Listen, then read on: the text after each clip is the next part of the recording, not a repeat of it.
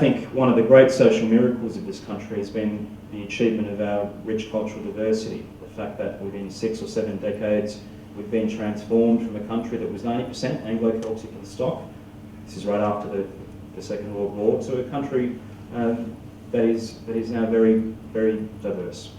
25% or more of us were born overseas. Another 20% have a parent who was born overseas. So that's almost 1 in 2 of us who have a parent who was born overseas. Very few countries could have achieved this without having some social trauma or division or rancor. If you compare us with other countries that have conducted immigration, we've done this exceptionally well. Race riots are a frequent, regular occurrence in other countries. They're not here. Why are questions of national culture, citizenship and identity, or patriotism that you talk about, relevant in the 21st century? I see identity as something that's always in flux, something that always changes. If you think of what Russell Ward said in the 1950s describing what Australia meant to him, or what being Australian meant to him, I think that's changed. And that has changed because Australian society has changed. And I think national identities are never really frozen. They're always subject to debate, to negotiation. We have constant debates about what it means to be Australian. We always think that it's about navel-gazing or about indulgence. I actually think it's a healthy thing that you have these debates, because it reflects a society where you don't have an identity that is imposed on you from above.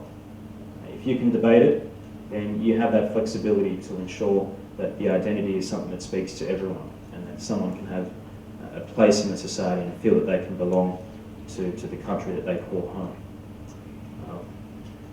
In debating our identity, I also think patriotism can be a good thing rather than a bad thing. Now, when I say patriotism to you, many of you are probably thinking of flag waving, chest beating, Southern Cross tats, Cronulla riot, Aussie Aussie oi oi oi in a very negative way, as opposed to its innocuous, benign, sporting, it's kind of lame really, expression. And I think something like Cronulla was very disturbing for all of us who care about equality and inclusion.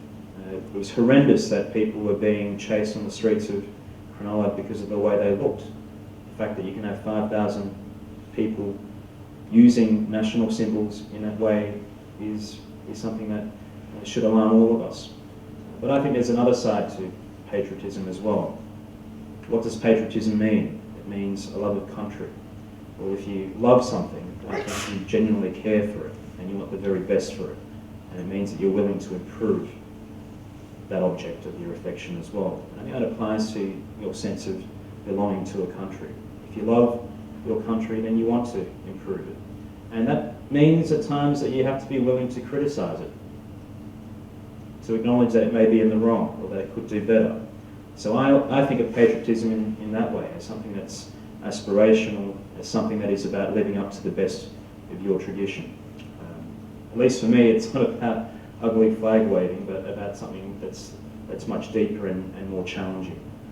And I think something that is entirely consistent with human rights and social justice, an emotion, a passion that we can harness for good rather than for bad.